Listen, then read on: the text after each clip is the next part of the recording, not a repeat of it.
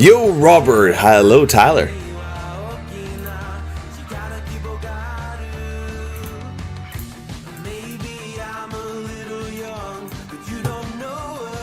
Yo, Mister. Hello, Pyro. Yo, Dario. Hello, Tomster. Hello, Fox.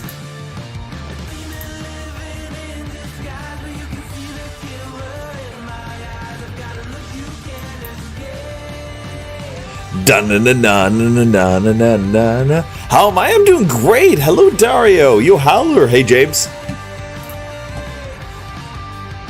Yo, Mark. Hello.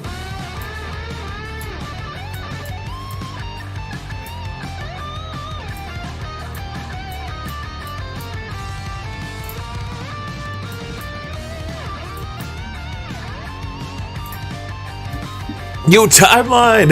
Yo. Hello, Sean. Hello, Keen. Hello, Blake. Hello, Timeline. Hello, Master.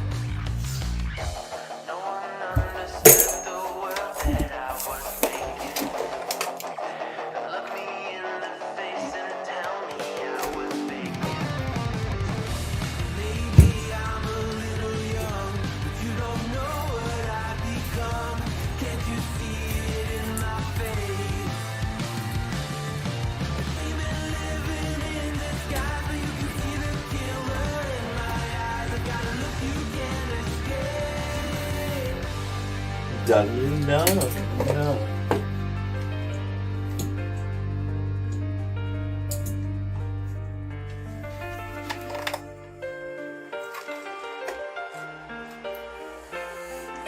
Yo, Backman, welcome on in. Hello, Waddle. Hello, Mark. Hello, Mark. Hello, Wild Furry.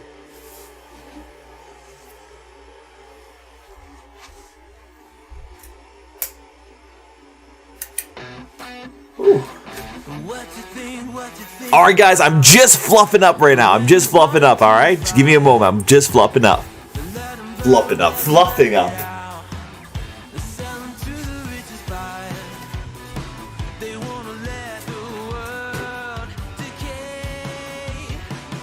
Achoo!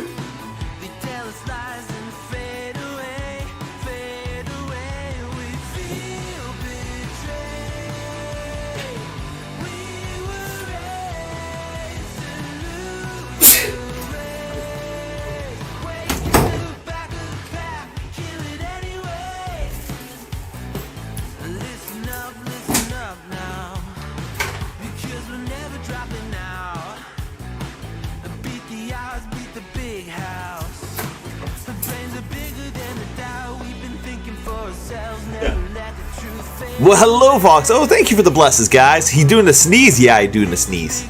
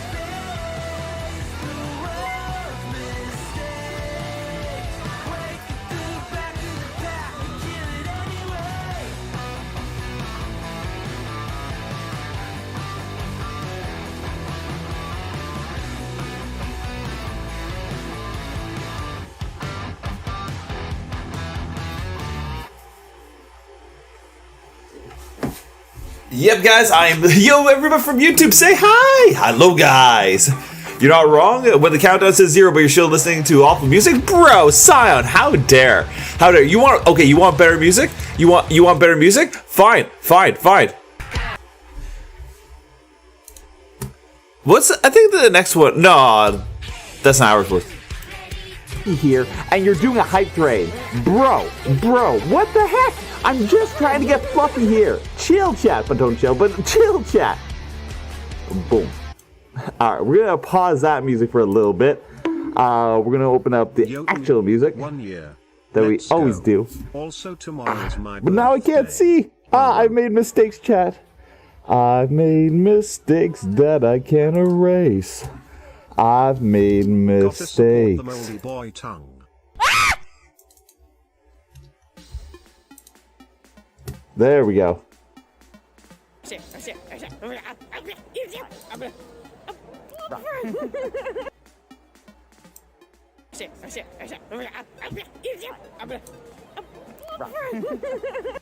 Repeat and shuffle. There we go.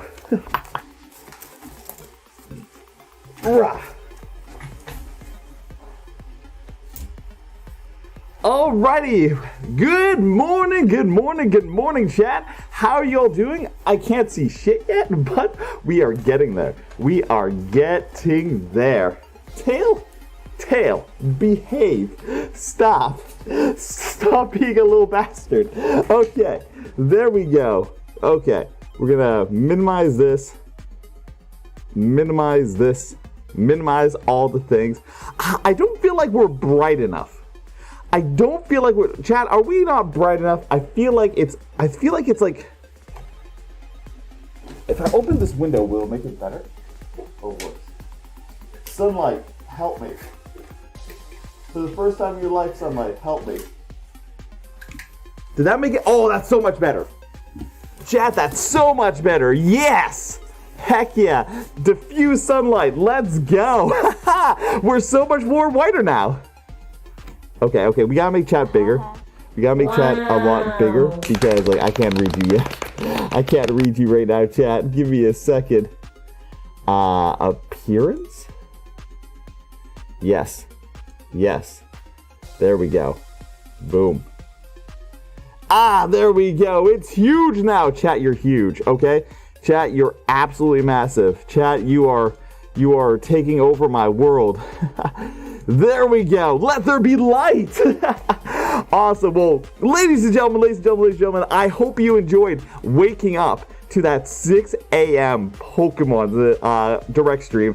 I had fun with it, but man, I was exhausted. I went to bed at like 2 a.m. last night, so I woke up at 5:30 a.m. to catch the Pokemon Direct, and I needed a nap. And you know what I woke up to? I was ready to do the stream, right? At like 9 a.m. And the guys outside started cutting the lawn. They started cutting the lawn right outside my house, and it was just like, brrr. Oh wait, you guys can't hear me properly yet. I have to change the mic. The mic has been changed. There we go. But yeah, outside was just like, I was just like, go away. It's nice and cool. Go away. Just go away. But ladies and gentlemen, welcome back to, I believe this is like our four? How many figures do I got? This is our fourth Fursuit stream ever, and I got so many stories. I have so many stories, and a lot of them involve poop this time. I don't know why, just like over the last month I've been collecting stories, and a lot of them are involving poop, okay? So forgive me, we're gonna have a lot of shitty stories today. What is better, bisexual, transsexual, fursuiters?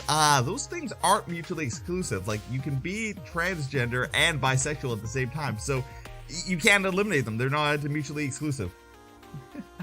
But yes, this is a just chatting, ask me anything stream. So if you guys got a question, drop those questions, let me see them, and if I see them, I'll reply to them. I can only see about 10 lines at a time. So if you have a question and I just don't seem to see it, just ask again in a little bit, okay? So with that all being said, let's do this. There we go. And let's just heckin' go. Let's do this. Let's just rock this world. Like, let's rock this entire world and this entire mainframe. What do you guys think? This is actually gonna get crazy. Yeah, it is. Yeah, it is. Yeah, it is. Okay. So first off, I want to tell you guys a little bit about my life right now. I want to tell you a little bit about my life. So you see where we are right now. Next time we do a Fursuit stream, I might not be here. Okay. So about 6 or 7 days ago, this story is about how my landlords kicked me out of my house. Straight up, the fuck landlords. This is the story about how my landlord is kicking me out of my house. Okay, so about a week ago, my landlord calls me up and he's just like, oh hey Jick, just completely randomly, I'm doing these like 3D things of like all my properties across these 3D virtual tours of all my properties across all of Tawasin, and we just would kind of like to schedule your house to be 3D modeled. When can we schedule that for? And I'm like, that's kind of weird. Sure, this date. He's like, we'll be there, and they're there, and it was really awkward. And they like 3D mapped our entire house, and they're like, yeah, so this is just a precautionary. I already hired this person to do a whole bunch of other ones. You were just kind of in the way, so like we were like, yeah, we'll do it while we're here, kind of thing. Because I've already paid this person like $400 to do it, so that no need to worry whatsoever. It's just like this is just a precautionary stuff that I'm like, totally precautionary. So he leaves. 2 days later, literally 2 days later, he's just like, hey, yeah, so by the way, we are selling your house, and you guys will have 2 months notice when we sell it, and by the way, we want to do an open house in like 4 days. Do you want to do it on Saturday or Sunday? And we're like, bruh. Who saw that coming? Who hecking saw that coming? So we're just like, oh, okay. So, you can do it Saturday. We're not here, but you can do it. And he's just like, and he sends me the bless. He sends me the like praying bless emoji as an answer. And me and my roommate, we're in this like shitty situation because like my work is a bike ride away from like, my house, right? Like I literally bike to work. So anywhere I move will completely change how I get to work, right? And my roommate, he drives to Coquitlam all the time, so like it's fine for him. But like we started looking around. Our rent right now is at $2,200, right? So we're like, okay, well, if we get kicked out of here, maybe we can just find something nearby that is the same price. And that's when we figured out why our landlord wanted to kick us out. Okay, that's when we figured it out. Our house, the exact same house, right beside us, because we're in like a townhouse that was built in like a townhouse structures, right? The one right next to us, we're at 2,200. It's at 3,800. Okay, and the one next to it's 4,000. Okay. Wait, the mic I switched to is way worse. What you mean, Sion? What you mean it's way worse? Hold up. Chat. Is the mic that I'm currently on way worse? Emotional damage. No, Sion's crazy. No, Sion's crazy. It's fine. No. Okay. Anyway, what should we call it? Anyway, where was I? Yeah, so we've been looking around, and all that we're in a 3-bedroom, 3-bathroom, like townhouse with a garage, a backyard, everything like that, right? And it's like 1,800 square feet. There are houses around us that are 800 square feet that are 2,500. They're more expensive than us. So we're just like, oh, fuck. So when we get kicked out of here, we're gonna have to pay like a lot more if we want to live around here. Like this area is not like. What the fuck is this song?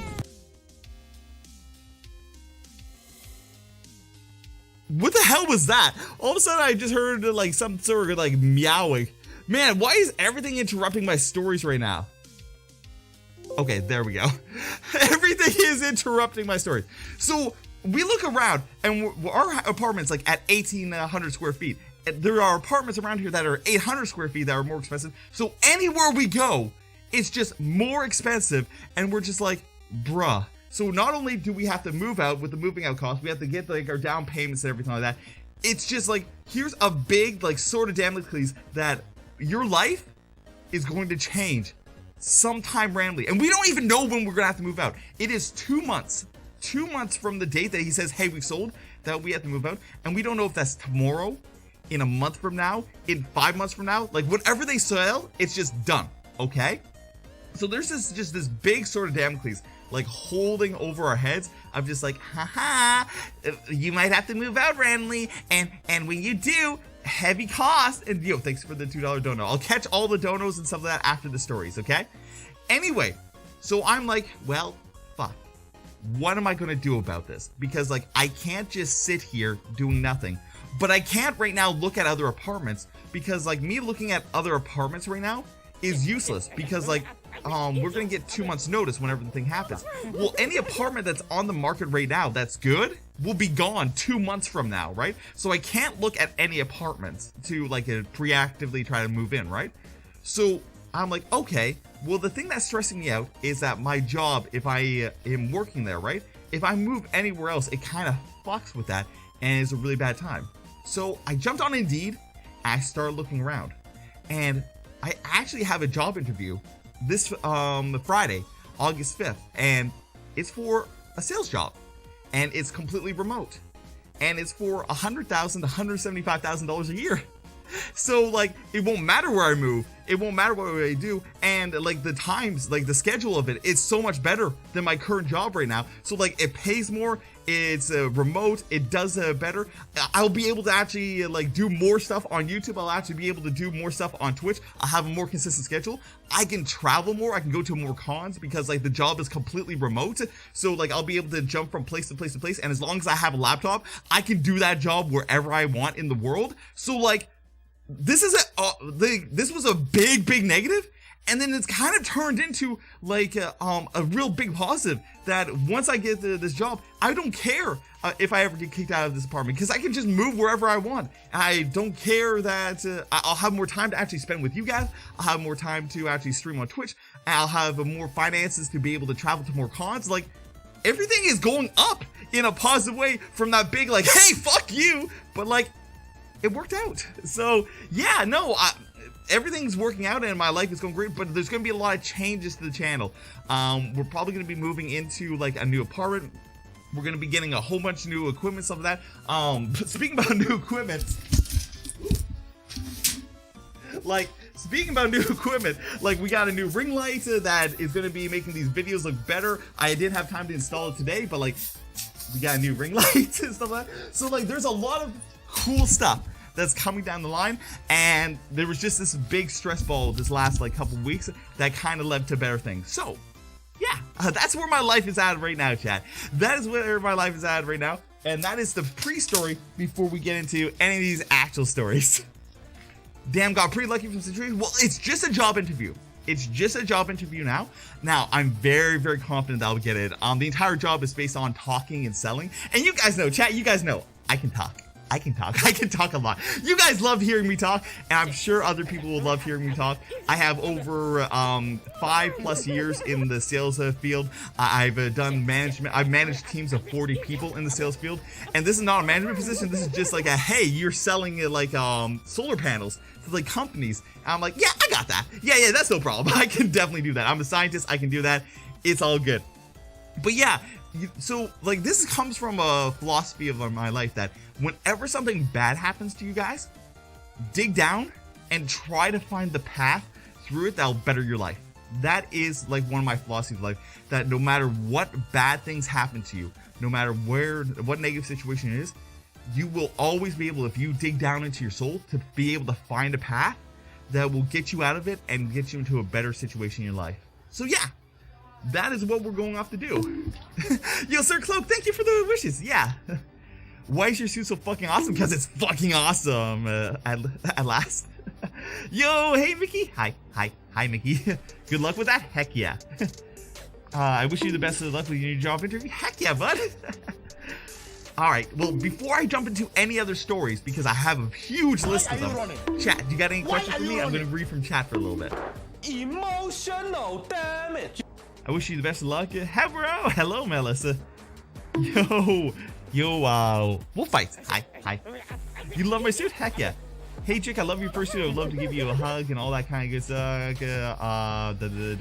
You have an operation soon? Okay. Well, hey, good luck with your operation. I like that dig down saying, heck yeah. Well, it's one of my philosophies of life. Good luck, and how much was you? 6,000 it was. If you get the job, you're gonna be a snowbird.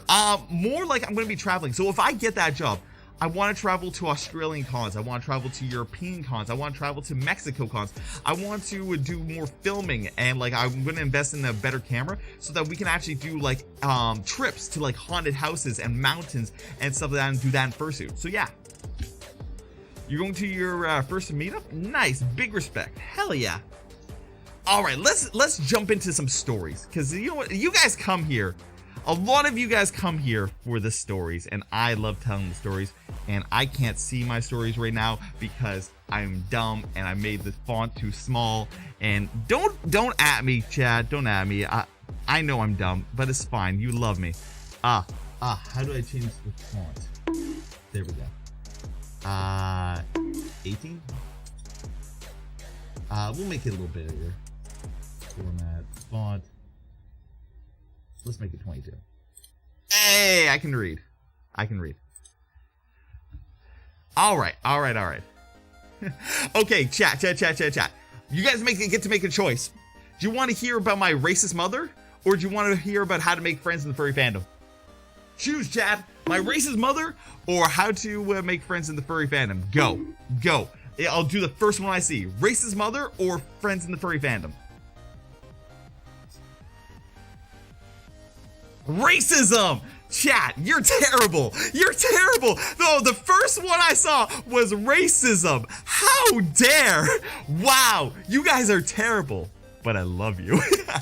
Okay. So the thing you guys need to know about my mother is she is the sweetest lady. Like she raised me, and she was a fantastic mother. She is like one of the epitomes and loves of my life, and like I could not be here where I am today without her. She's a wonderful lady. But she's a boomer. Okay? She's a boomer. She is like the boomer by definition. She does not trust the vaccine, okay? She does not trust the government, okay? She's just like, back in my day, kind of like boomer sometimes, okay? Even though I am a 31-year-old adult, if I tell her anything is negative is going on in my life, she's just like, oh, sweetie, are you going to be okay? Let mommy help you, kind of lady, okay?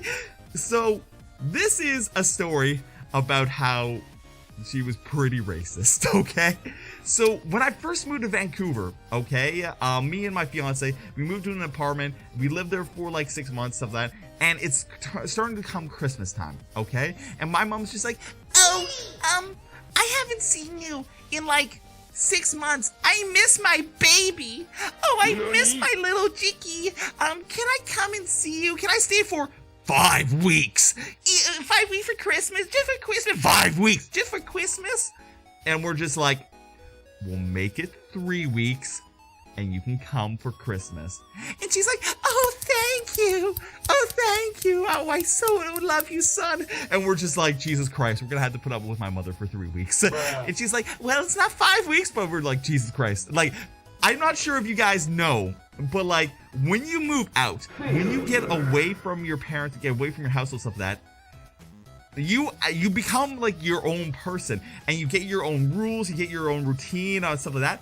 And when your parents come back, right, they try to put their old routine back on you. They try to put their old rules back on you. So like, you don't want your parents living with you anymore because like you have your own life and they try to put your old life back on you, okay? Like my mom, whenever she comes over to my house, she's just like, oh, I'm gonna do the dishes and I'm gonna like throw out the trash and that. And if I don't stop her, she'll go through my room and she'll throw out important things and she'll clean the room and reorganize it, and like that's appreciated. But like I had stuff put out in certain places and I knew where it was, and now I don't know where it is, and now I have to look for it. It's annoying. Like, mums are mums, okay? Chat, mums are mums, okay? So she comes on over. She comes on over to her house, and while me and Senny were at work, she starts cleaning, okay? She starts cleaning, okay? And she gets like 2 big trash bags. What was important stuff at the time, but it's fine. She gets 2 big trash bags of stuff, and she starts heading down to the trash bin. Now, we were in an apartment that was 40 stories tall, and we were on the 24th floor, right? So she grabs the trash bags, goes into the elevator, goes down the stairs, and she finds out that the trash room is locked. You need a key card to get into the trash room, right? They just don't want anybody in the trash room, right? So she's like there, she's got these massive bags of trash like in her hands, and she just doesn't know what to do. And then all of a sudden, the door opens, okay? And I quote, my mother felt terrified. And when I got home that day, she was still shooken. She was still shooken. And like, I was like, Mom, what's wrong? Like, what, are you okay? Like, she was physically shooken. And I'm like, are you okay? And she's like, yeah, I'm fine. Yeah, I'm fine. Nothing's wrong. I'm fine. And I'm like, no, you're not. What happened? And she's just like, nothing happened. Nothing at all. It's fine. Everything's fine. Everything's fine. And I'm like, no, Mom. Like, I can tell that something's wrong. What happened? And she's like, well, I was taking the trash down, and some guy, he was in there, and he opened the door. And I'm like, okay.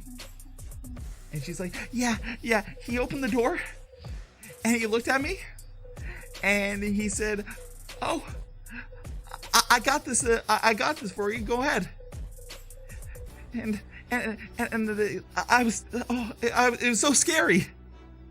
And I'm like, what is scary about that? What is scary about that? The guy opened the door for you. And she's just like, well, he had like this look. And I'm like, what look? And she's like he had this look, and like, I was afraid for my life, like this look. And I'm like, what look? And she's like, well, he had a turban on, and like, he seems really sketchy. He seemed really sketchy. I'm like, oh my god, my mom, who just lived in like white country Ontario for all her life, has seen a turban for the first time in her life, and she's like immediately terrorist. And I'm like, oh no, Mom, no, please. And so the guy, he opened the door for her to let her in, and she like scuttles on in, throws the trash, and she did not leave the garbage room until he left. Until he heckin' left, because she was scared. Oh, man.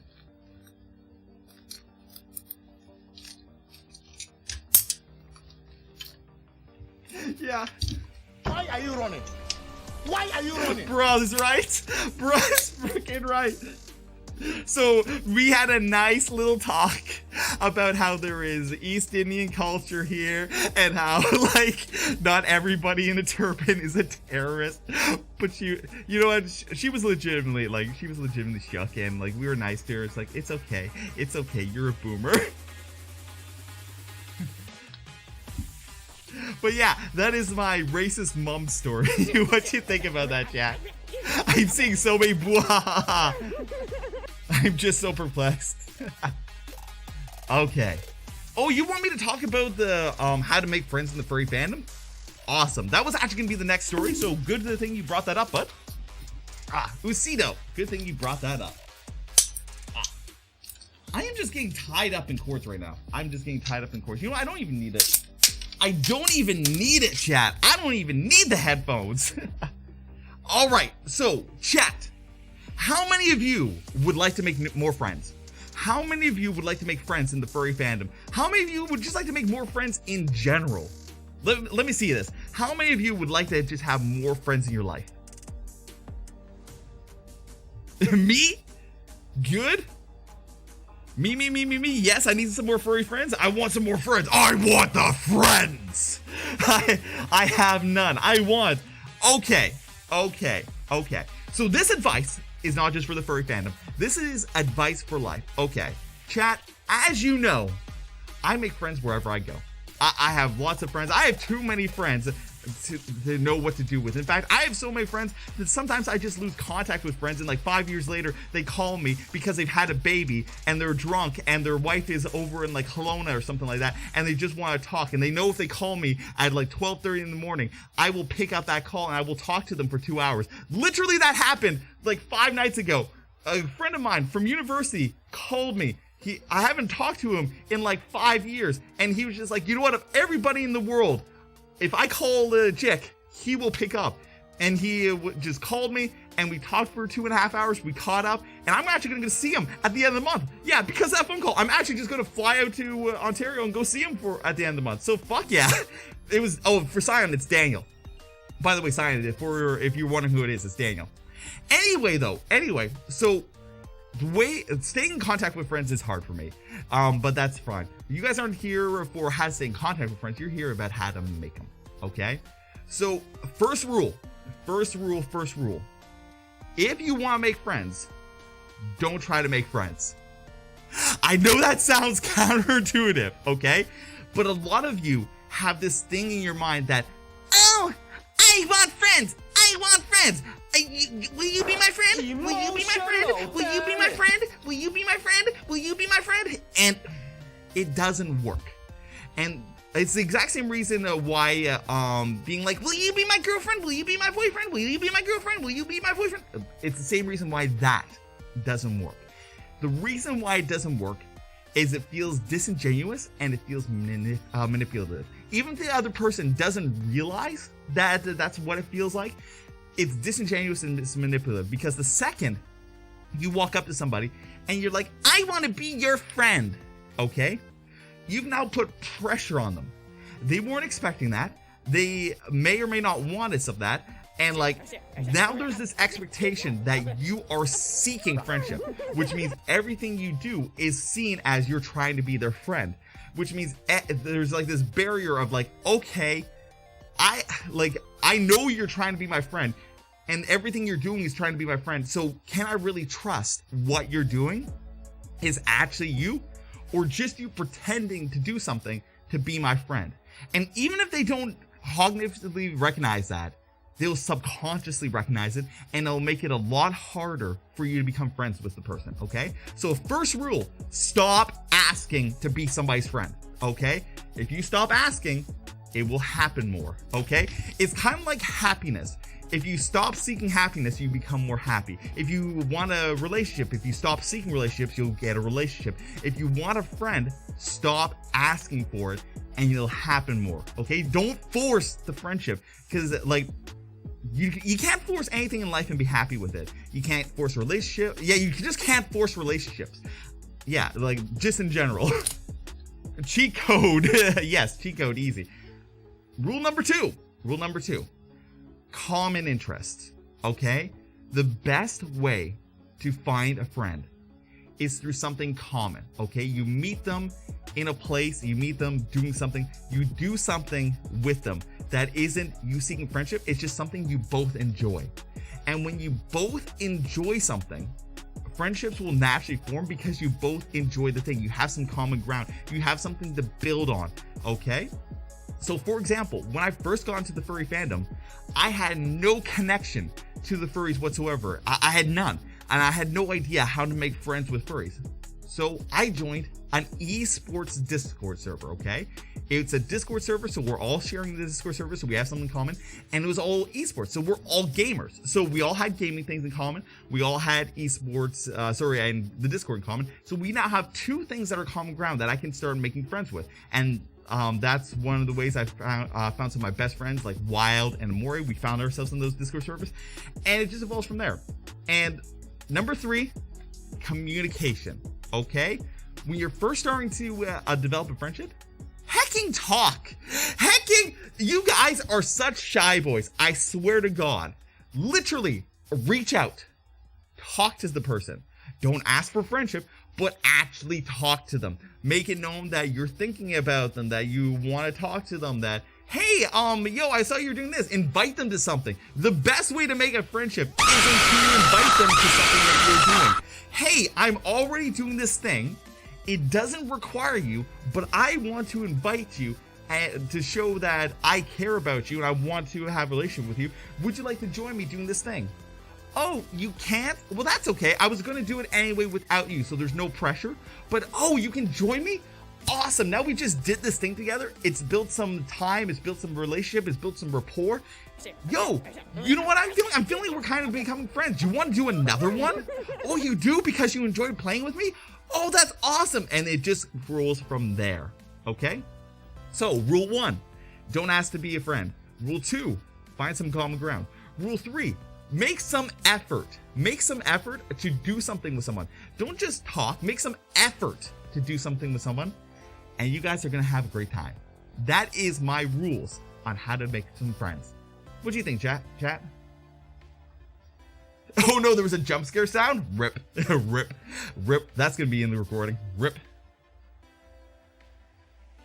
Yo, hello. Hello.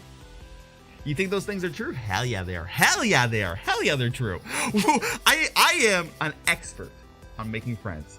Like, take it from me. Those 3 rules will take you far. Gotcha, sounds good. Cute suit? Hi, yeah, very cute suit. Very cute suit. And I appreciate you recognizing it. Yes, all right. Okay, chat, I apologize. Oh, you know what? Okay. Question. Okay, chat. Do you want my alcoholic grandmother stories? Or do you want poop stories? Poop or alcohol? First one I see, I'll go with. Poop or alcohol? Alcohol was the first one I saw. Chat, you gotta get fired. You gotta be quick. You gotta be quick on these answers if you want your story. Okay. This story is about my alcoholic grandmother. Okay? And how she was absolutely the best. Okay? So, growing up, me and my little brother lived on a lake. Okay? And my grandma lived just down the lake. So we would jump in the boat all the time and we'd just go to grandma's house. And we'd pull it up there and we'd have a good time. And the best thing about my grandma is every single time we pulled up, we would bake chocolate chip cookies. Like, we would always bake chocolate chip cookies and it was always a good time, right? And it was tasty and it was wonderful and it was awesome. But here's the thing. We were like 5 to like 10, okay? And we did not realize what was actually going on, okay? We did not realize what was happening. So when we pulled on up, you know what? Actually, we're gonna have to pull the story back. When me and my little brother were very, very young, I loved my grandma. My little brother did not, okay? I love my grandma because she was my grandma and stuff like that, right? But my parents, whenever they would hand my little brother Jace over to my grandmother, Jace would cry.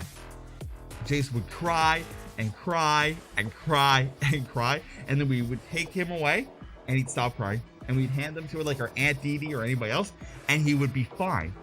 The reason why he would cry is because my grandmother smelled of alcohol in her breath and it just messed with him. Okay? The baby would just cry because grandma had whiskey breath. Okay? So fast forward to when we were kids and we would boat on over. We'd boat on over and she'd be like, "Oh, hi, dearies.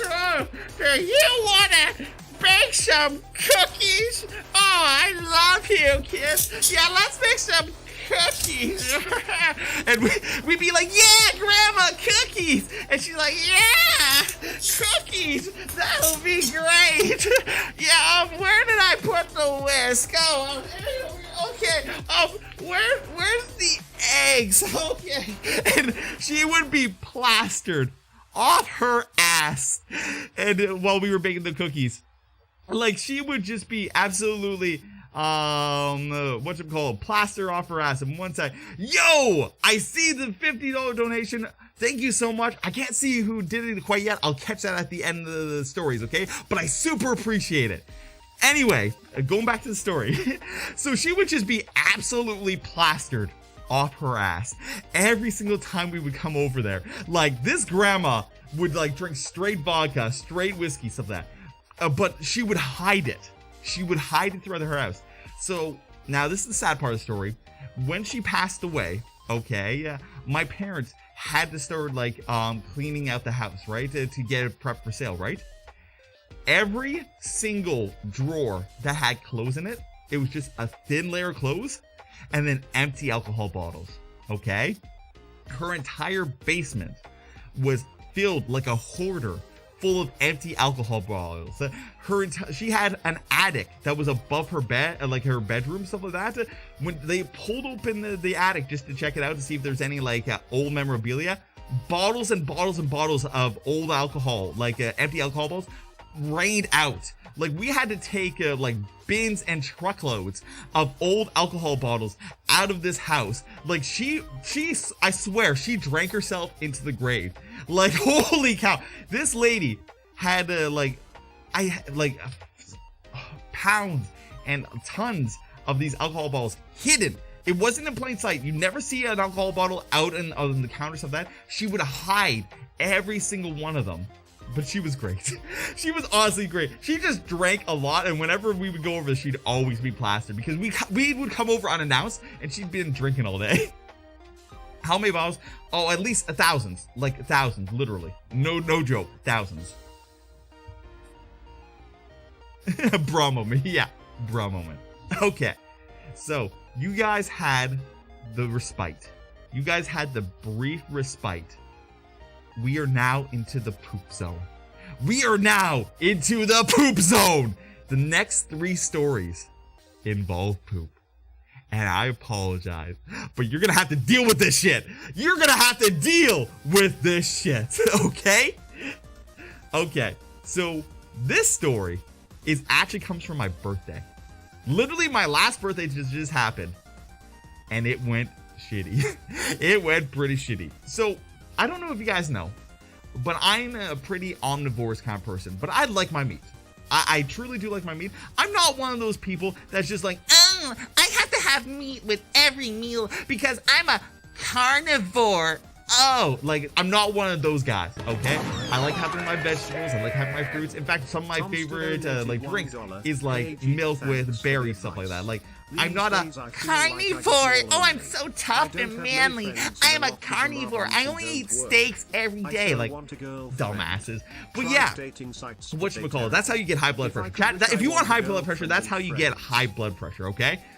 But a friend of mine, Dashi, was just like, well, hello there, Jick. I have this wonderful reservation at a vegetarian restaurant that I'm inviting you to for your birthday. Would you like to go? By the way, there's wine with every meal. And I'm just like, yeah, I'm down. I'm so down. Let's go. Vegetarian restaurant with wine? Hey, let's go. And this was not a normal vegetarian restaurant, okay? This is where you go to the restaurant and they serve you a 10-course meal with 4 glasses of wine paired up with every meal. It is a fancy ass vegetarian restaurant. It's called the Acorn. If you guys want to Google it, it's the Acorn in Vancouver. It's a fantastic restaurant, okay? Anyway, so we go in there and we sit down and we have a wonderful meal. It was so good.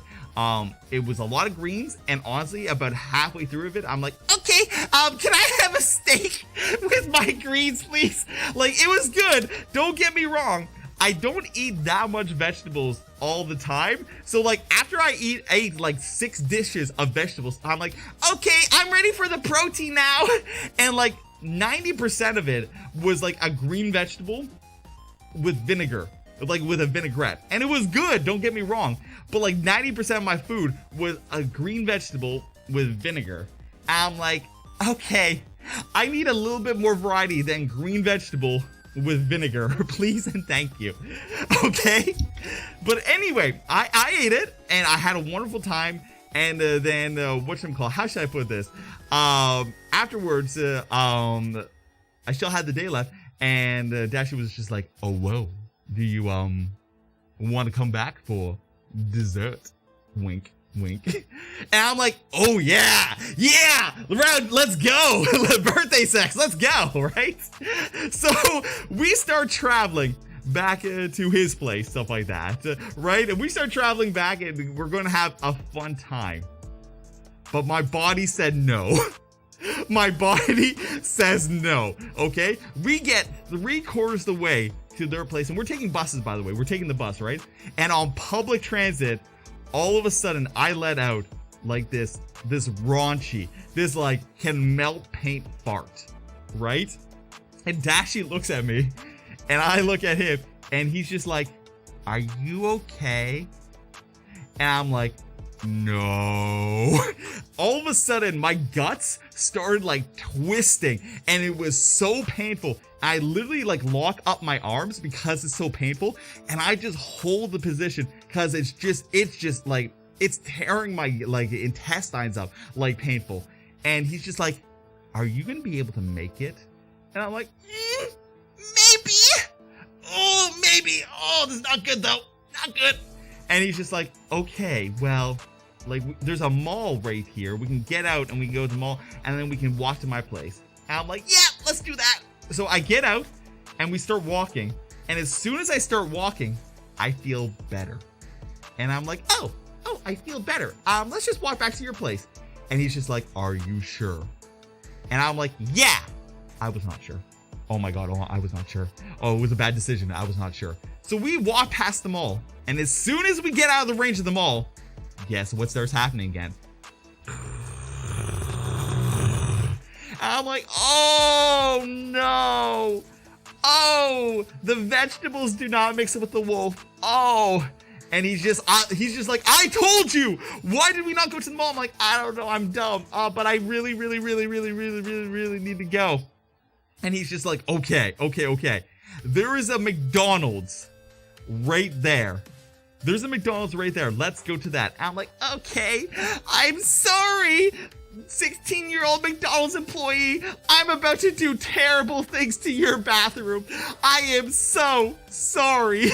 So we went from high-end, like $100 a meal restaurant to McDonald's, okay? We've taken the shit from the vegetarian restaurant to McDonald's now. So I walk on in to McDonald's, and I'm dying. I go straight towards the bathroom. And Dashi, apparently there was not enough meat on his vegetarian meal either. He orders like chicken nuggets. He orders like a burger and some chicken nuggets and some greasy food while I'm in the bathroom. I go into the bathroom, and there's already shit smeared all over the wall. There's already poop all over the wall. The toilet is clean. The toilet is perfectly clean, but there is already poop on the walls. And I'm like, oh no. Oh, okay. I feel less bad, but I still feel bad. So I sit down. And nothing happens. I get a couple of gas passes, but you know when you get hit with those diarrhea feelings, you get to the bathroom and nothing happens, and you know the big event is still to come, but it's gonna take another like 10 or so minutes? Yeah, no, so I'm sitting there in the shit-covered wall bathroom, and like nothing is coming. And I'm like, this is painful, this is awkward, I'm having to sit here, it smells. I'm done. I walk out of the bathroom, Dashi got his food, and I'm just like, hey bro, let's just go. Let's just go to your place, and let's just go, right? So, we start walking, and he's just like, okay, you're all good now, right? I'm like, nope! No, I'm not. And he's like, oh, did you not go? I'm like, no, I didn't. I couldn't. It was so gross, and I couldn't. He's just like, okay, let's go back to my place. We get back to his place. We get in the elevator to his place. and the rumblings start. Like, you know how when you're like, you really have to go and you're like clenching your butthole to save your pants' life?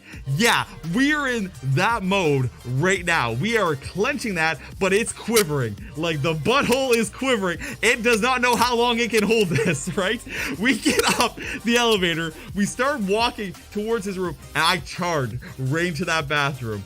And I am so sorry, Dashi. The things that toilet had seen, I am so sorry. But we just unloaded the entire like week's worth of residue into that toilet.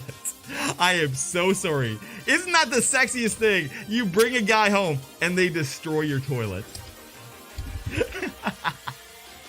But yeah, that is my vegetarian poops bathroom story.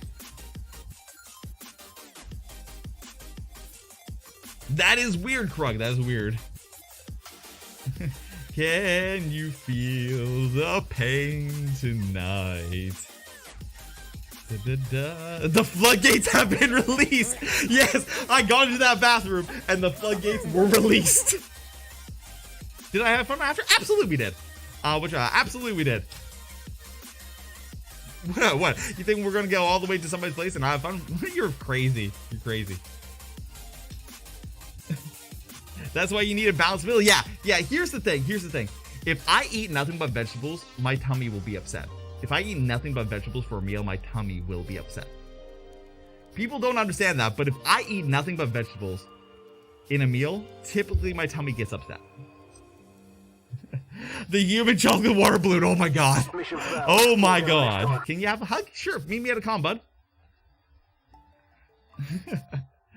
But chat. That was only one of 3 poop stories. That was only one of 3 poop stories. Okay.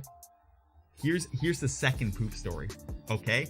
Here is a second poop story. Okay. So, if you guys do not know, I'm currently working for Transport Canada. Okay, I work in the Marine Division, in which I run the safety equipment to transport people from one location on the sea to Victoria Island. Okay, basically I help transport people across the ocean, and long story short, I run the safety equipment, right?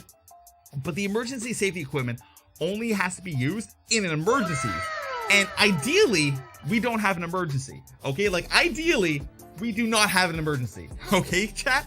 Like, if everything goes right, I do nothing for my day. And the bosses know that. So the bosses are just like, hey, okay, since you're literally doing nothing on this boat, okay, we're gonna give you like a daily assigned task. Something nice, something easy, something that you just putter with, but like something that, like, you know, you can like help us out with. And this day, they decided, it's like, okay, you're gonna monitor the toilets every 20 minutes. And if the toilets are like dirty or anything like that, then you go ahead and you clean them, okay? We're gonna give you the assigned title of Cleaner A. And I'm like, okay, whatever. I get to chill on my ass for 20 minutes, do a 5-minute walk around, and if a toilet's dirty, go pop, and be done with it. No big deal, right? I'm being paid $50 an hour to do it. Who gives a shit, right? Literally, who gives a shit, okay? So I go ahead and I'm doing that job, right? And all of a sudden, I walk out, okay? And I start heading towards one of my toilets, right?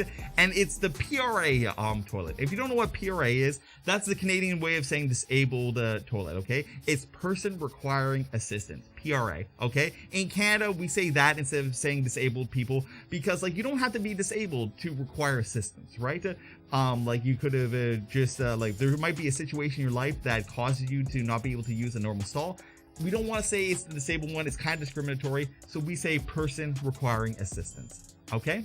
So I start walking towards this PRA bathroom, and I look to my left, and this, to give her the best description I can, slightly overweight, I'd say around about 200 pounds. Okay. In her like mid 50s, mid 60s. Okay. Very short, maybe about like 5'2", Native American lady, okay, fails. She just fails hard. She goes to put like change into like the vending machine, and her wallet like flips over and just drops all of her change. Like, just drops all of her change on the floor. And I'm sorry, but I snickered at that. I looked over, I saw it happen, I'm just like, okay. I snickered at that because, like, you see her bend over and she's having to pick up the change one by one. It is objectively funny, okay? It was objectively funny. So, whatchamacallit, I go ahead and I go into the PRA bathroom, which can be used by any gender, right? I go in there, it's clean, whatchamacallit, I give the sink a quick little wipe because, like, it was a little bit wet, but it's a clean bathroom, right? I walk out and I walk it into the men's room, right? And the men has, like, it has, like, 20 bathrooms in it, right? So it takes me a little bit of time. By the time I get out, she is standing there, angry. And I'm like, oh, hi. Like, I'm just walking out. I'm not even, like, recognizing her. She's just standing there, right? And as I walk up, she walks up to me and she's just like, do you think that bathroom is acceptable? I'm just like, what? She's like, do you think that bathroom is acceptable in that state of condition?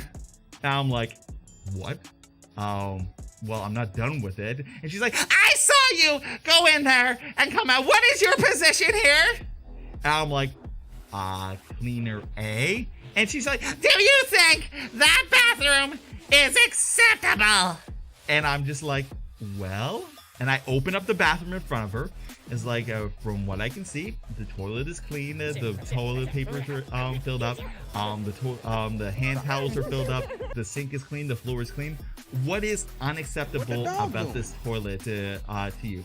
And she's just like, please come in and show me. And she's like, I'm not going in there. I have my disabled son. And she's holding on to this, like, 7-foot tall, mentally hindered individual, okay? You could just tell by the way his face was talked that he was mentally hindered, and that's okay. That's okay. And the fact that she's taking care of him is great. But the fact that she's being a bitch is not, okay? I don't need to show you how to do your job. I'm like, well, everything in here is of acceptable level, stuff like that. Would you like to verbally explain to me what is currently wrong with the thing instead of going in there? And she's like, well, the toilet seat was unacceptable when I went in there. And I'm like, well, I've examined it just recently. I was just in there, and I walked in there, and I'm examining now. There doesn't seem to be anything that's wrong with the toilet seat. Perhaps when you went in there was. However, perhaps some other client had cleaned it up, or perhaps I cleaned it up in just a swift motion, and it was fine. And she's like, well, like I said, it was unacceptable when I went in there. And she walks away towards my manager's office. Okay? She walks away towards my manager's office, and I grab my radio, and I'm just like, hey, just by the way, there is an angry Karen coming your way. And then I put it back down, and here's the rest of the story. I got to get the whole spiel about, like, what's going on with this lady, okay? So apparently this lady reserved like a spot on our ferry, okay? Now when you reserve a spot on the ferry, that just means you get onto it, guaranteed, okay? So she drives on, and it was unacceptable where I dropped on. I had to walk too far to get to the elevator. And then when she got up onto the ferry, because she got there so late, there was a whole bunch of cars in front of her, which means people got to get out before she got out. So some other people took the seat that she wanted. And it was unacceptable that someone took the proper seating for my son, who needs to be in this position in order to get close to the bathroom. And the bathroom was unacceptable. It was dirty and da-da-da. And then when she was going on over, and it is unacceptable that your vending machines do not take the change that I was putting in. And also, it is unacceptable that we don't have this proper, like, wheelchair accessibility, associated with this. And it was unacceptable that the people in the cafeteria didn't accommodate our needs, that we needed, this meal for discounts. And it just went on and on and on about these things. And and I need you guys to go down to the luggage things. And I know I put luggage onto luggage, but I need access to my luggage right now that I put in this, you know how when you go on an airplane and you put luggage in the bottom of the airplane? She wanted to get her luggage from out of the bottom of the airplane because she had something in it she wanted. You not being able to get my luggage right now is unacceptable.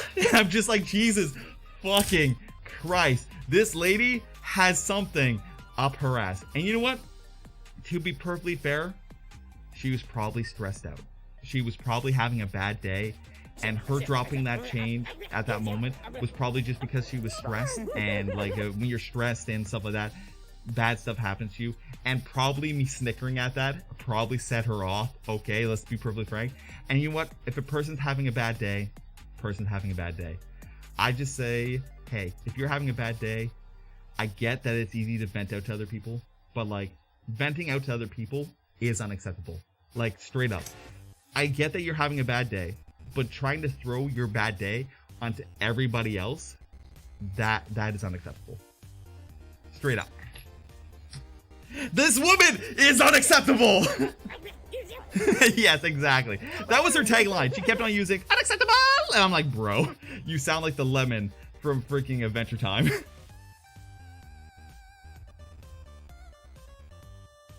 Tell us about the cat story? What cat story? I don't know about my cat story right now. Maybe I'll remember my cat story in a little bit.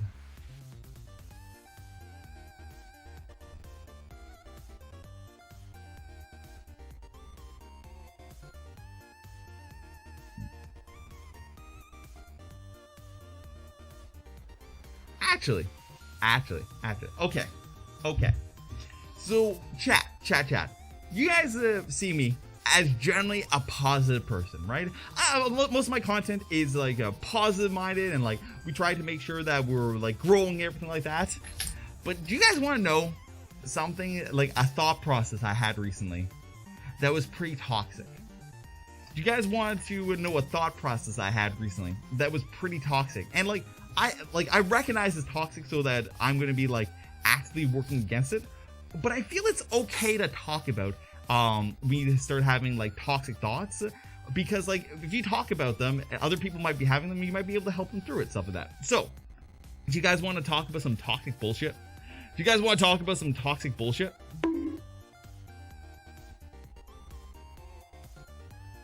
Yeah, okay. So this is a toxic mindset that it's not so much that I have, but like it's something that seems to come up in my life quite often, okay? And for me, I feel that comfortability leads to decay. I feel that the more comfortable I am, the less, how should I put it? The less good my life gets. Like, I feel like if I'm comfortable, it means I've achieved a level of happiness, right? And if I just hold that, the only way for my happiness to go is down, right? Because if I'm not changing anything, the only thing that can change in the life is like outside forces, and outside forces normally decrease your happiness, okay? So like, I've been thinking about that recently, like all throughout my life, it's only been in times of extreme change or extreme, negativity that has created the opportunity for like jumps in happiness. And I'm gonna go through about 3 of them for you guys, okay? I'm gonna go through about 3 of them to show you guys like where my mind's at and why this is toxic, okay? Why this is toxic. So the first one is with my father, okay? My father was a fantastic guy and all this kind of stuff, right? And I loved him absolutely dearly, okay? And I was happy living with them and being in their life and all this kind of stuff. And when he died, it changed my life. It threw me and my family and everything into this dark pit, okay? My family literally fell apart when my father died. My mother didn't recover from it for like decades. My little brother never recovered from it. And for me, it was strange because like I had this extreme sadness and all this depression and everything like that from his passing. But when he passed, I don't know if you guys know this about me, but like for a good like 20 years of my life, I couldn't really feel emotions that well. Or like I knew what they were, I knew how to reflect them, I knew how to pretend to have them, stuff like that. But like because of my childhood and the stuff that happened in it, I couldn't really feel emotions that well, okay? And when he died, just that extreme hit of emotions that I couldn't control, that I couldn't fight anymore, actually let me start feeling again. Because like I could go so deep into that depression and sadness and stuff like that. I was actually able to feel what happiness was and what love was, like, because they're polar opposites, right? And all this kind of stuff. And it was from that extreme negative change, from something that I was comfortable with, that led to like personal growth, that okay, I can feel happiness now, I can feel sadness now, I can feel like the whole plethora of emotions. Anger I still have trouble with. I actually, like, if you guys want me to be real, I actually have a problem with being able to feel anger.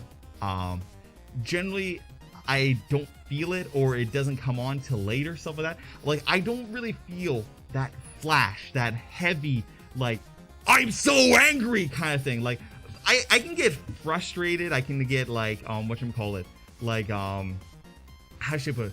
I don't really feel that, like, that blind hatred anger. I never have been really able to hate things. It's just not part of me. The problem is that whenever I start, like, even trying to hate something, I think about it too much and I understand it. And once I understand it, I can't hate it because I understand it, because I can, like, work my way through the mindset of, like, okay, they did this to me, this terrible thing to me, but they did it because they had this and this reason, and in their mind they justified it this way. So, like, I understand why they did it, so therefore I can't hate them. I can be mad, I get more hurt than angry, if that makes sense to you guys. I get more hurt than angry in general, stuff like that. Anyway, but from that very, very negative event that broke my stability and broke to my, like, my constant, my comfortability, I was able to grow a lot. Okay, fast forward to after that happened, me and Seni, my ex-wife of that, we got really close. And you know what? We had a wonderful, loving relationship, and, like, we grew a lot together and all that kind of stuff. And then I got comfortable with her. Okay, and then I got and her turned to a him, and that was a change. But, like, I got comfortable with him being in my life, and, like, it's almost like I hit a plateau where I'm stable, I'm happy, I can stay here forever, and I will be happy, right? And by staying there forever, eventually things change. And when I felt that I'm just comfortable, I always feel like if I'm comfortable, things will just die eventually. And that relationship died. They found somebody else. They started cheating. I didn't know. We broke up. I found out about their cheating, and that broke my world again. I was in the comfortable state, and then this extreme negative broke my world. And from that breaking of my world, I've been able to actually explore my, like, bi side, and I've been able to work on the like, this stream, and I've been able to work on, like, this YouTube, and, like, I've been able to explore so much more of my personal side. I've been able to separate my sex life from my love life and all this kind of stuff, and I've grown so much from it.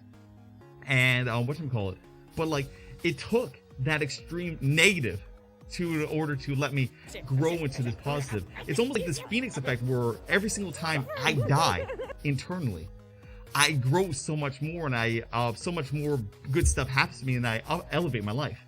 The most recent example of this, and which I told you guys at the start of the stream, is, like, I was living at this house very, very, very comfortably, and I was living there, and, like, my life was going pretty consistently, right? And then all of a sudden the landlord's just like, hey, you're getting kicked out. And it broke my life again. I got all stressed out. I was like, what am I going to do with my life, stuff like that. And that has led to the opportunity to get this over $100,000 a year job that allows me to travel and do all this kind of stuff. And, like, I when that happened, I started reflecting back. I'm just like, man, every single time something terrible happens to me, that's the only time I grow. And whenever I get comfortable, things go wrong. So, like, I started having this, like, pretty negative thought of, like, okay, well, should I never be comfortable? Should I always try to change things? Because if I ever get comfortable, then I'm leading myself to doom. Like, there's this big negative thing that's going to come if I get comfortable, right? And that thought process is negative. The reason why I was able to turn those big negatives into positives is because I worked my way through the negative feelings, and then I found a path to something more positive. It wasn't that the negative things caused the positive. It's that in those negative moments, I was able to get through them and then work my way to something positive. That's where the toxicity, the process that came to my head was, oh, good things happen to you when bad things happen to you, and whenever you're comfortable, everything's gonna die. But the reality is that you are strong enough and that you are confident enough and in your life, and you have enough experience that no matter what negative thing happens to you, you will be able to bounce back, find a path, and be able to grow from it. So that's something that I wanted to like share with you guys, that even though I'm Fluffy 7, I do have negative thoughts every once in a while, but being able to see what the negative whispers are, but what the positive reality is, I believe that is a true skill that you guys should hold in your life. That even though you have these negative whispers, and I've had negative whispers in my life before, and you will always get these negative backhand thoughts, the reality is there's something else. There's something else positive that is the real causes, but your brain will see the negative first because the negative things can hurt you, so it identifies it first. Fair, guys? That's just a little bit of me like sharing what's going on in the background.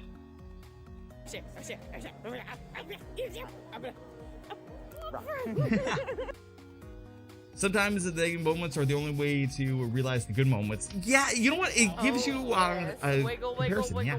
Yo, hello there. You're so brave. Oh, thanks, bud. Oh, hello. You have to go to bed now? All right, good night, bud. Good night, bud. Good night. Okay, that was a really heavy topic. And our tours, thank you so much for the gift subs. Like you said, guys, once I desuit, once I get to that, I will go through all the subs and the donos and all that kind of stuff. For now, I'm just going into the stories, okay? I'm just doing the stories for now. If you guys want to hear, you know what? Let's go back to poop. That was a too heavy a story. Let's go back to poop, okay? Chat. This is the question. When you stop pooping, okay? When you're done, how do you wipe? Do you sit down and wipe? Do you stand up and wipe? How do you use a bidet? How do you guys wipe? Because I have an argument. I have an opinion. I have the correct way to wipe your butt. And all of you guys are wrong. And you should feel bad. And you're terrible. And I'm joking. It's all valid. Maybe. I don't know. If you guys are wiping poop on your balls, I'm mad at you. How do you guys wipe your butt?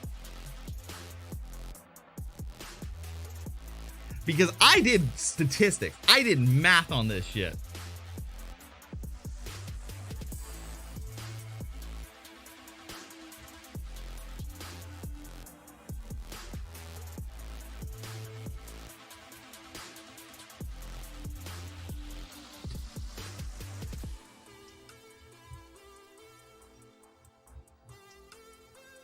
All right, I'm seeing so many comments. Boom. Boom. There we go. There we go. All right, chat. We got math. We got the scariest thing in life right now. We have math on the board, okay? I asked you, Twitter, prove me right. Is it weird to sit down on the toilet when you wipe? And chat, I don't understand you guys. So many, look at how many of you said the bend over crew. Look at how many of you were like, oh yeah, I wipe by like going like this. Like, who does that? Who stands up, half stands up, and then wipes their ass? Like, what the hell? You're just like dangling your butthole over the toilet while wiping your ass? Like, what the fuck? And then some of you guys were like, oh yeah, we reach over the side, and you're like, oh yeah, I'm gonna take paper, touch my sweaty ass, that things, wipe the poop over, and then what am I gonna do? Just drop it in there? Like, okay, well, how do you know that your ass is completely clean? You're gonna touch toilet bowl water. Other of you are like reaching down between your legs like some sort of ape, having to run the poop across your ball sack and stuff, and you're like risking touching the toilet water. Like, chat, what is wrong with you? Why don't you guys just stand up and then you can like grab the toilet paper, wipe your butt? Oh look, it's dirty in there. Grab some more toilet paper, wipe. Oh look, it's clean now. Cool. And now that you're standing up, you can flush the toilet. Like, chat, what is wrong with you? I'm gonna actually go back to chat so I can actually see chat. I don't stand and bend, bro. Yeah, what is wrong with you, chat? Chat, how many of you, okay, like, what is the benefit of, like, reaching between your ball sack? Or if you're a girl, reaching between your legs and wiping your ass. Like, you're just getting poop particles. Like, okay, when you go to the bathroom and you take a poop, your poop drops, right? Floating in that air is just shit particles, right? So you're taking your hand and you're reaching, and now your hand is covered in poop, okay? So when you pull it on back after dropping that paper, you're just like wiping poop particles all over your balls. Like, why? Why would you do that? I stand and wipe, aw, man. Okay, never mind. Shit particles, sharticles, yes. What? Isn't there a risk that if you stand up, dry poop on the paper chair? Wait, dry poop? Okay, if you have poop dripping from your butthole when you stand, you have other problems than standing to shit. Like, oh my god, if you have poop dropping, like falling down like rain from your ass, you probably just should have sat on the toilet longer, or you need more fiber in your diet. If you are sputtering like poop from your butt, like a chocolate rain, you need a dietary change, okay?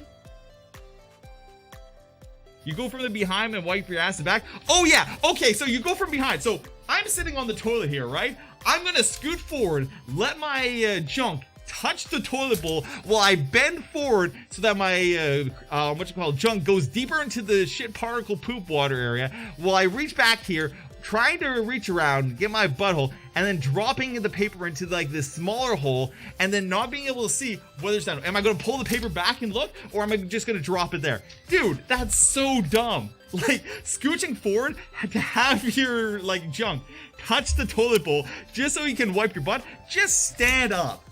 Just stand up. Stop being a monkey. You're making me want to change myself, bro.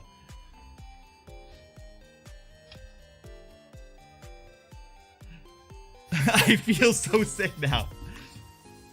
Rude. It's not rude. How, like, bros. Give me one good reason. Okay. The ultimate way, truly enough, I don't use it, but the thing that's better than standing is the bidet. Let's be fair, chat. Let's be fair. The thing that is better than standing is bidet. And by the way, even with all me saying this, statistically, standing won. So get fucked. Statistically, standing fun. So if you do it any other way than standing, you are statistically wrong. Huh.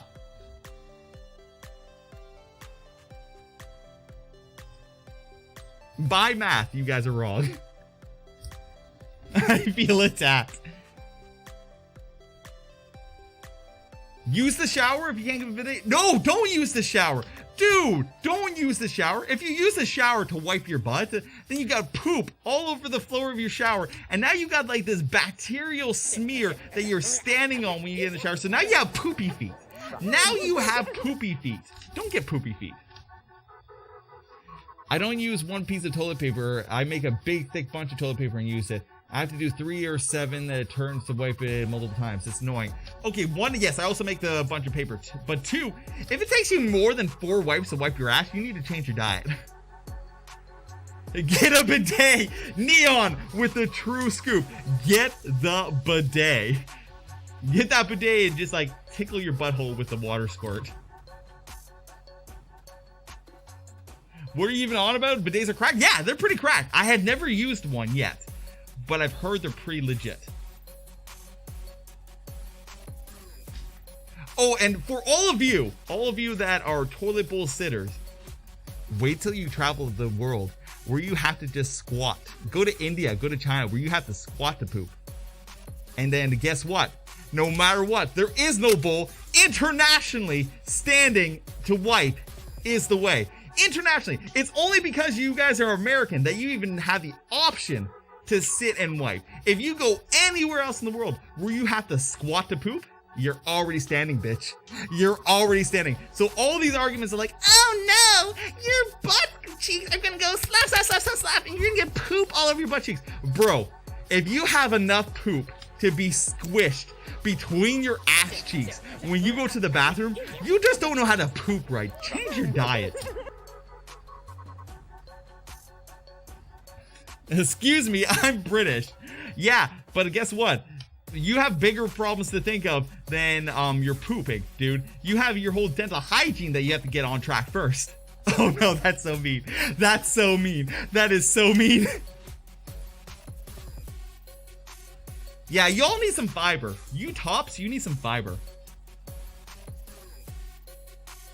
Mission failed. What the fuck did you just come into? You came into what is the optimal way to poop, and that's not optimal way to poop. Optimally to wipe your butt, which is standing, or standing followed by bidet. Bidet's higher.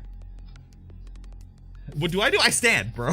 I can stand. I stand up, turn around. I get to medically examine what's going on with my stool for the day. Wipe my ass, throw it in there.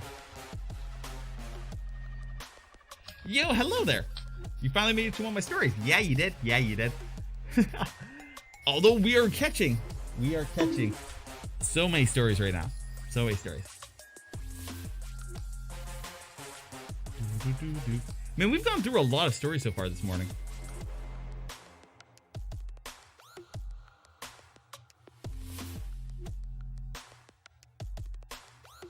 Okay.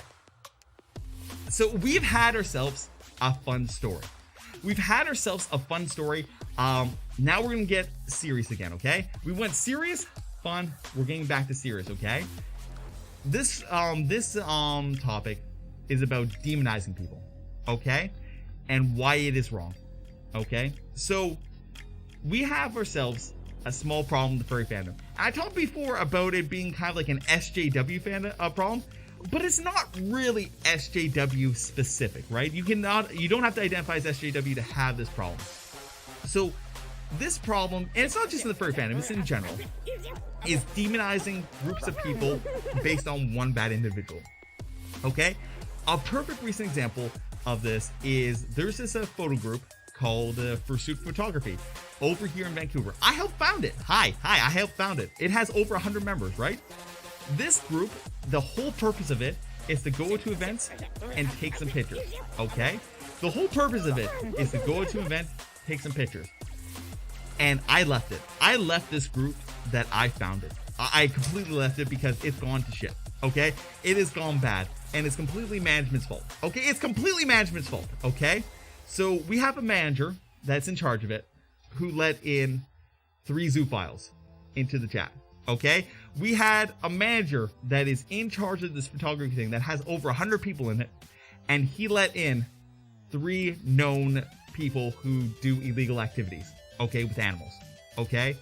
And by far, the entire Vancouver community has excluded these people from everything. We've kicked them out of everything that there is. Like, nobody wants to be around them, all this kind of stuff, right?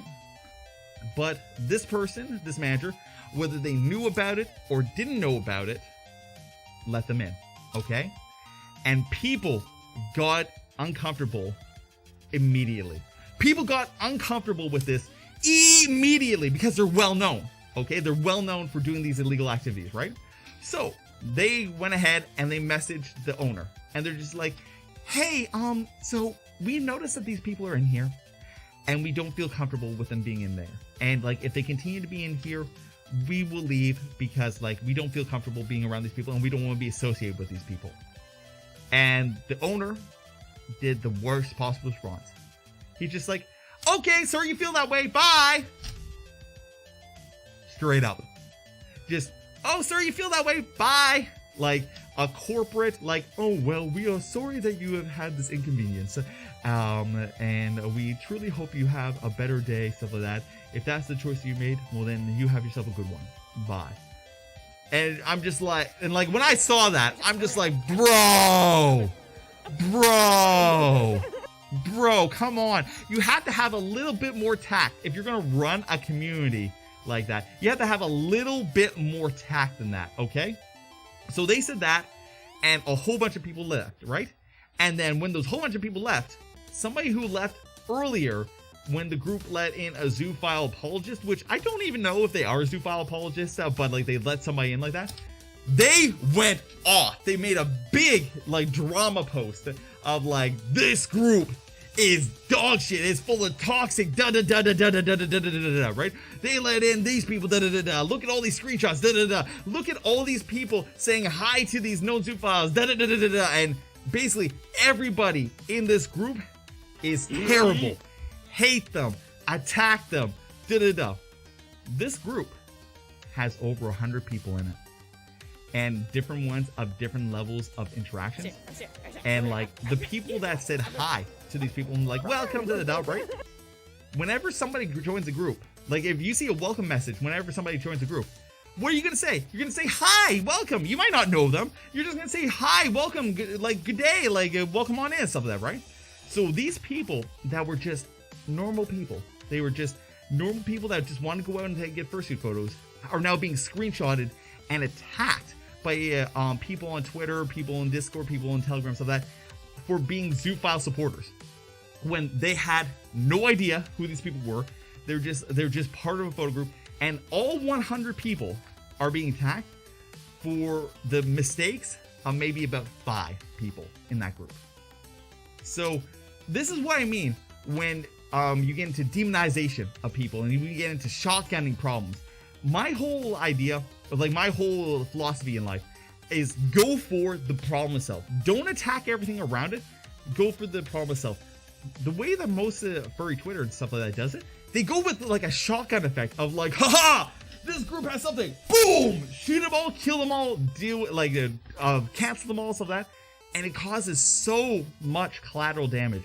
I got so many DMs by the people in this group that were just innocent, and it's because I was the original founder of this group, that they were crying, they were so stressed out, they were hurt, that they're now being banned from like all these other groups, and they're being ostracized and they're being attacked because the manager let in 3 Zoop files and did that bad thing, and they had nothing to do with it, and they were at work when all this went down or some shit like that, and now their lives, they feel like their lives in the furry fandom are ruined. Absolutely.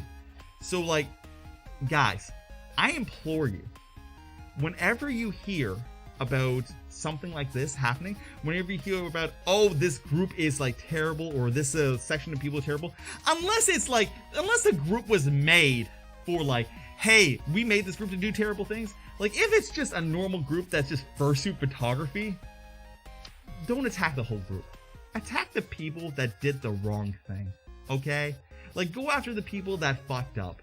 Don't be like these Twitter posters. Don't be like these drama Andys that attack everything and then don't hold responsibility. I literally DM'd the person about whatchamacallit, them attacking all these people and the damage they caused, and they're like, that's not my problem. Straight up, they were just like, that's not my problem. It's not my fault that they're getting attacked. I'm just revealing the sauce. And I'm like, yeah, but you're doing so in such a way that you're demonizing the entire everybody that's in there, and you're attacking everybody instead of going after the ones that did it. So I would actually call that person an asshole. Straight up, they're an asshole, the manager's an asshole, the Zoop files are assholes. Those the people are all assholes, but the people that were innocent in there, they're the real victims of this whole thing. So yeah, that is the sad story of demonization in the furry fandom.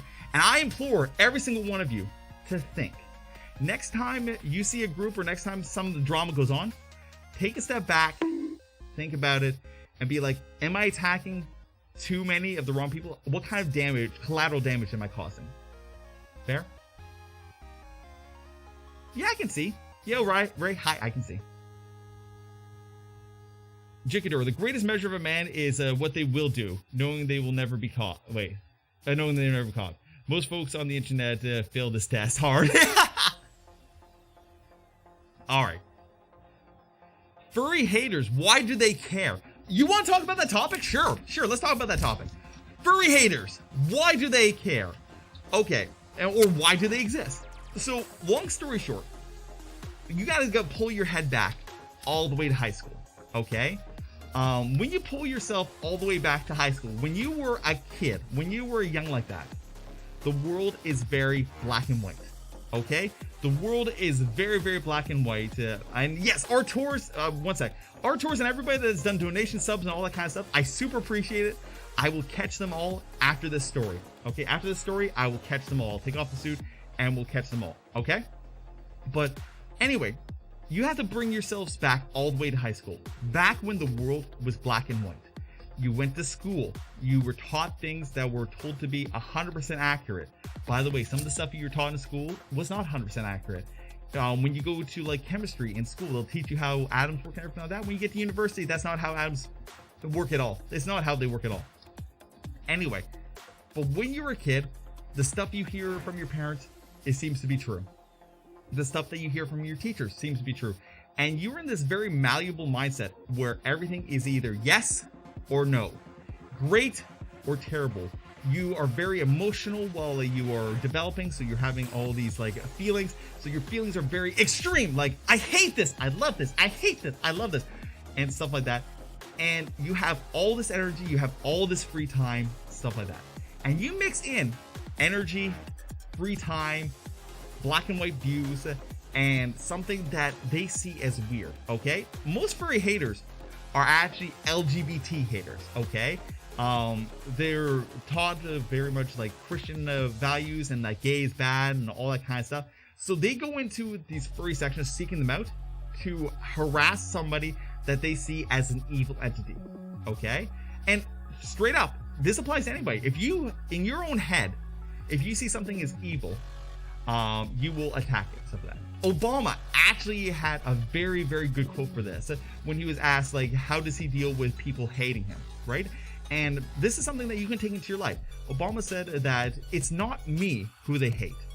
It's their own precognition, their own mental image of who I am that they hate. And if they spoke to me for like 5 minutes, then that would change. So I don't mind that they hate me, stuff like that, because they don't actually hate me. They hate their own mental illusion of who I am. And that's okay, because that can be broken over time and that can be changed, okay?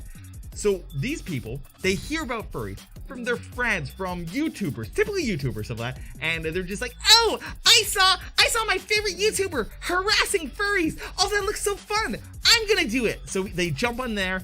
They have no script. They have no idea what they really are, and they find somebody like me, and they're like, hi, die. Oh, you suck, da da da. And I'm just like, oh, hi. Well, you've never met a furry before. Hi, I'm furry, and it breaks them. In that moment, they don't know what to do. It's confusion because their black and white world of like what's supposed to be cringy furry has now been switched. They now meet somebody that's calm, cool, collective, and when they meet that mental image that I was talking about before, it gets broken, it shatters. And when a mental image shatters, the brain immediately tries to reform it. So they try to like find different ways. So they'll ask like, what's your relationship with your father like? Do you like to fuck animals? Like they ask questions like that to reform this negative image. And as long as you do not reconform that negative image in their brain, they have to make a new image. So then you are now the template of their new perspective of what furry is. So if they interact with you and you're calm, cool, collective, nice, and nice is the important thing. You want to be a good, positive influence on them. That mental image will change. And yeah, that's why furry haters exist. They have their own bad mental image of who you are, and until they find something to replace that, that's what they have.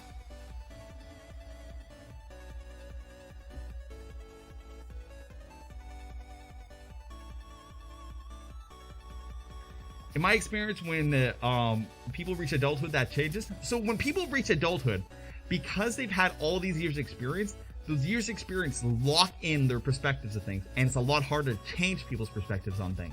That being said, it's still possible. So you're able to see in the suit? Yeah, I am. Do you mind destroying tactics on furries? Ask them, do they love Bugs Bunny, Brian Griffin, Mickey Mouse, if they say yes, and no, that I don't recommend that. I don't recommend that at all. Trying to tell somebody that dislikes you how similar you guys are to what you like is not very good. I come at it from a perspective like it's a hobby, and they come from a perspective that it's a lifestyle. By showing them that it's a hobby, not a lifestyle, it breaks their perspective. You don't want to try to make it like, oh, you like Bugs Bunny, so you're furry. Like, that doesn't work. It puts them defensive. If you try to tell them Tomster they're a donated furry, $1. it'll make them Hi, G. defensive, and Sorry they'll to just laugh sound at you. rude, I don't know if I missed it, but I think you missed my donation. I feel like I have been rejected and been thrown to the side. Will I go All to the because East I am European a Comic Con? right-wing I've never heard of furry. it, maybe, My but I've never college heard is of in it. a very far left pole city. I don't have a problem with the furries. I have a problem with zoophiles. Same. We agree. We agree. I don't have any problems with furries, but fuck zoophiles. Fuck them. Another streamer that disappoints you. Well then, unfortunately, you're the one who clicked it, so enjoy your disappointment. It's only a game. Why you have to be more? Hey, that is your perspective on that kind of thing. Whatchamacallit? Who is this person? Yo, heavy. That's your perspective on them. People in the universe can have good inspirational quotes, irregardless of what they've done in their life. Okay, buddy? And people can have, like I said, great inspirational quotes. And they can say and do great things, even though they've also done bad things. Okay? People are not black and white. And that is a perfect example right there, the heavy metal cowboy, of black and white thinking. You're just like, that quote isn't valid because they did XYZ. That's black and white thinking. Gray thinking is like, okay, this is a great quote. I'm going to extract that. The person might have done like terrible things. Like think about Bill Cosby. He has tons of great quotes throughout his life. Terrible person, great quotes. If you are thinking like that, you're stealing your black and white thinking from your teenage years. Anyway, with that all being said, guys, I think it is time to check out the donos, check out the messages that I missed, and all that kind of stuff. I'm going to desuit, and we're going to go through and read them. All right, folks? Right. Oh no! Face reveal. Oof. There we go. Oof! Gosh, it's warm today. Ah. 1/2 second, I gotta blow my nose. Oof.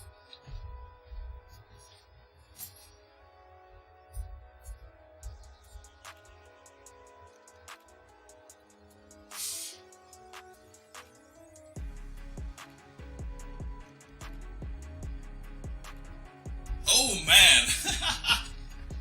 Such beauty! Yeah, such beauty. Yo guys! Alright, I'm gonna switch up the mic real quick.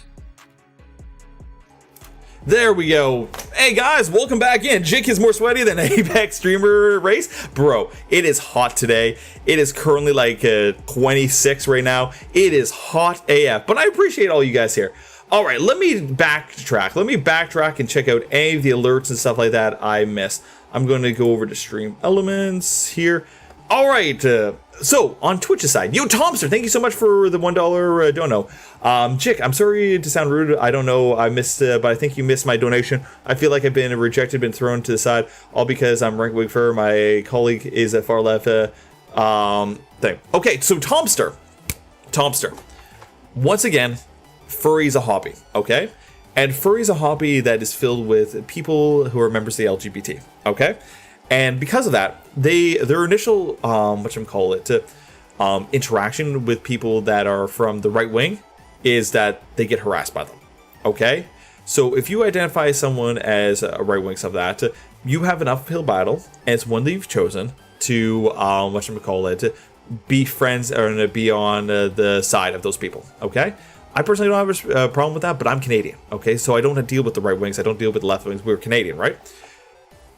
If you are going to come in with a right-wing perspective, okay, you're going to have to not be so black and white, okay? People that consider themselves left-wing or right-wing, they tend to have very black and white worldviews. You're going to have to get a little bit gray in order to have some fun. You think you're pan snowflake? Well, dude, welcome. Congrats on that, bud. To all the follows, guys, I super appreciate the follows. And Roxy, thank you so much for the raid. I super appreciate it. Arturs with the 1,500 biddies. Appreciate it, Arturs. And welcome on in. And Arturs with the 5 gift subs. Holy fucking shit. Holy fucking shit. Tomster, hey Jake, thanks for the advice. I feel these get more lonely. I don't have many friends, and a lot of the bums that didn't work. So I want a girlfriend. Tired of dating sites, but they're terrible. If I could, I wish I could. I want a girlfriend and friends. Okay, like I said in my story, don't seek a girlfriend, don't seek friends, find stuff that you enjoy and meet people in the things that you enjoy. If you meet people in the things that you enjoy, then you will be able to find friends and girlfriends and stuff like that. Being real. Where's my love and attention, Jake? Hi, Pac-Man. Hi. To Sampa Man 88. Thank you so much for the 500 bits. I appreciate it, guys. Because of people like you, I'm actually able to afford the new cameras. I'm able to afford this new ring light, which will make all the future Fursuit streams look even better. Because of you, this channel has grown, and I super appreciate all the support. Look at this ring light. It's bigger than my fucking head. It's so big. It's so big. But yeah, it's going to improve the lighting of this room very soon. Let's see. Yo, Atlas, thanks for the 1 biddy. Yo, Wolf Boy, thank you so much for the Prime. Appreciate it. Yo, Gem Kegwa, thank you so much for the 100 biddies. Appreciate it. Cyan for the tier 1, Wolf Bites for the tier 1, and Blue for the tier 1. I think that, and Kronk for the 37 months. Appreciate it. I think that covers everything on Twitch. Let's check out YouTube. Artours with the $20 super chat. Super appreciate Artours. Moseleon with the $5 super chat. Something money. Appreciate Moseleon. It came out as $50 in your region, but it's $5 in my thing, but I appreciate it either way. Yo, Michael Hall, thank you so much for the $2 super chat. I appreciate it. And look at all the subscriptions. Yo, everybody that just subscribed on YouTube, I super appreciate it. Welcome to the mold. Everybody that just subscribed on Twitch, welcome to the mold. Yeah. Jigger, your sense of humor is awesome. I appreciate it. It was hurting UK. It was like 26 degrees today. Dude, it's so hot. It's so hot. I was going to do this Fursuit stream like a week ago, and it's just been way too hot. It's been way too hot. But I hope you guys enjoyed it. Hello there, Son Wong Fen Fen. Your tail is too cute, by the way. I love this tail. I love it so much. It's so good. There's something in your room, dude. Probably. It's called me. Behind him? Oh, it's just a hanger. Goblin noises.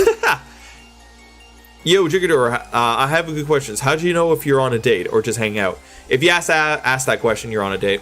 If you have to ask that question, you're on a date. If you have to ask if you're on a date or just hanging out, you're on a date.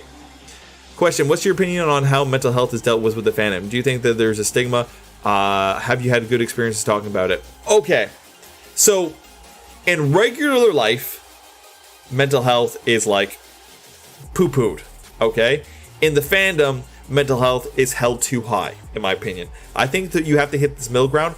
I find that there's a lot of people, and yo, Draco Fox, thank you so much for the rhyme. I find that there's a lot of people in this fandom that validate toxic behavior in the realm of self-help. Like people that are doing toxic things, right? Other people be like, oh yeah, you're valid. Oh yeah, that's valid. Yeah, you go, girl. Oh, you go, boy. Yeah, you know, that's valid. When it's actually very toxic and harmful behavior, stuff like that. So I feel like mental health in the fandom is actually a little bit too high. Mental health in real life is a little bit too low. Finding a good mental balance is a good place for that. Who exactly is Dashy? I've been very confused about that. He's a good friend of mine. I'm not sure if it's me, but the arrow suit bright or dark green? Both. Dark green, black, yep. So my experience with the German fandom is that people don't really bother with mental health. Well, that's the German fandom. I'm in the Canadian fandom, so I don't know. When you were gone, there was some camera running across the camera. Ooh, spooky. Maybe we'll find a ghost. We'll have a ghost cam. Maybe we'll have a ghost cam. I'll go back on it. But anyway, guys, once again, thank you guys so much for coming out at the raid. The stream. Let's see who is live right now. That's who we can raid. But if you guys have any more questions, type them down and I'll answer them.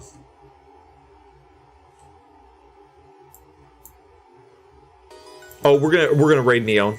We're gonna raid Neon Wolf because they're chatting too.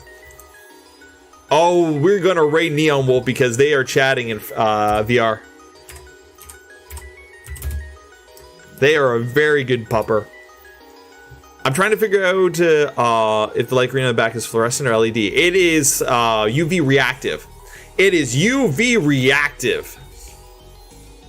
Was the terminal velocity of unlaid swallow? Well, it depends if it's American or European swallow. It was only for almost 2 hours, but it's fine. Question, will we be going to Denver this year? Maybe. If I get this new job, maybe. You did finally stick around for a full Fursuit stream. Hell yeah, you did.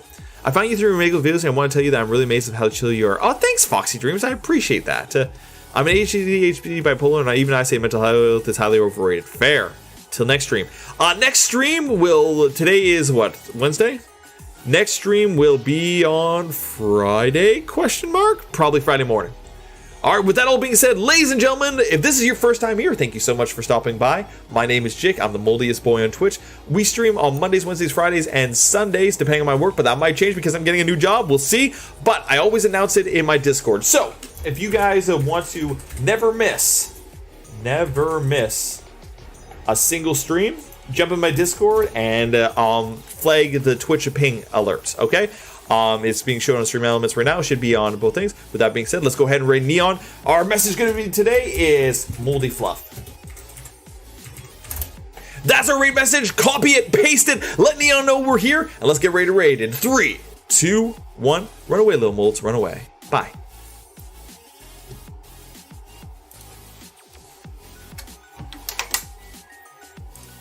And for everybody here on YouTube, you guys get a little bit bonus. Bye, YouTube. Have a great day, YouTube. I'll be having a whole bunch of more videos coming out to YouTube in about